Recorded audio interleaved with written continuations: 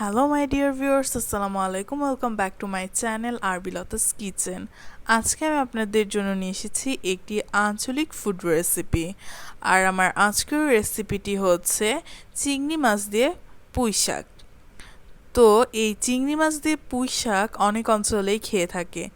আজকে আমি আপনাদের এটাই করে দেখাবো। তো চলুন শুরু করে দেই এর রান্নার প্রসেসিংটি। তো চিংড়ি মাছ দিয়ে পুঁই শাক রান্না করার জন্য আমি এখানে কিছু ফুড ইনগ্রিডিয়েন্টস নিয়ে নিয়েছি। তো আমি এখানে প্রথমে পুঁই শাকটাকে বেছে কুটে নিয়েছি।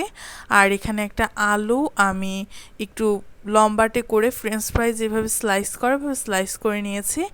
পেঁয়াজ কুচি করে নিয়েছি।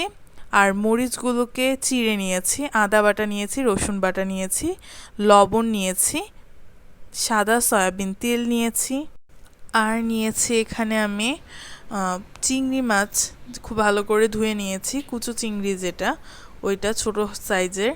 তারপর নিয়েছি এখানে আমি হলুদ গুঁড়ো, মরিচ গুঁড়ো আর নিয়েছি জিরা গুঁড়ো। তো এগুলোই হচ্ছে আজকের রান্নার ফুড ইনগ্রিডিয়েন্টস। তো চলুন শুরু করে দিই রান্নার প্রসেসিংটি। রান্না করার জন্য আমি প্রথমেই চুলায় একটা প্যান বসিয়ে দিয়েছি। তারপর এখানে আমি 2 টেবিলস্পুন পরিমাণ সাদা সয়াবিন তেল দিয়ে নিলাম। তারপর এটাকে আমি সামান্য একটু গরম করে নেব। আমি মিডিয়াম হিটে পুরো রান্নাটা করব।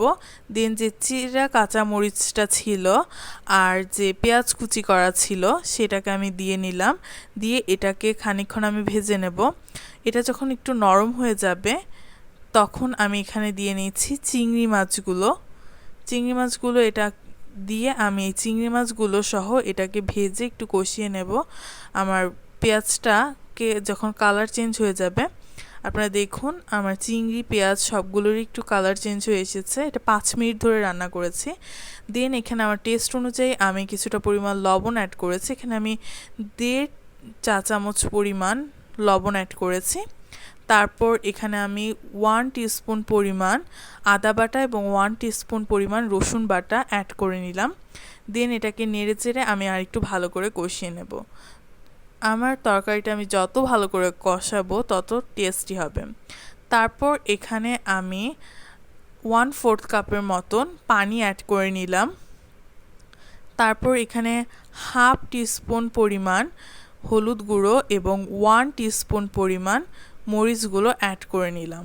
এরপর এই মশলাগুলো দিয়ে নেড়েচেড়ে আমি এটাকে আরেকটু ভালো করে কষিয়ে নেব। এটাকে আমি আরও প্রায় 5-7 মিনিট এভাবেই রান্না করে নেব। তো দেখুন আমার এই চিংড়ি মাছটার কালারটাই চেঞ্জ হয়ে গেছে।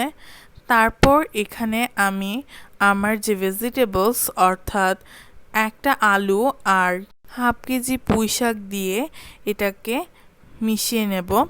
তো এখানে পুঁই শাকটা আপনাদের দেখে মনে হতে পারে বেশি দিয়ে দিলাম কি না, কিন্তু এই পুঁই শাকটা যখন আস্তে আস্তে জাল হতে হতে ভাজতে ভাজতে নরম হয়ে যাবে ভাপে, তখনই বুঝতে পারবেন। তো এটাকে আমি এভাবেই চুলায় ভাপ দিয়ে রান্না করে নিচ্ছি।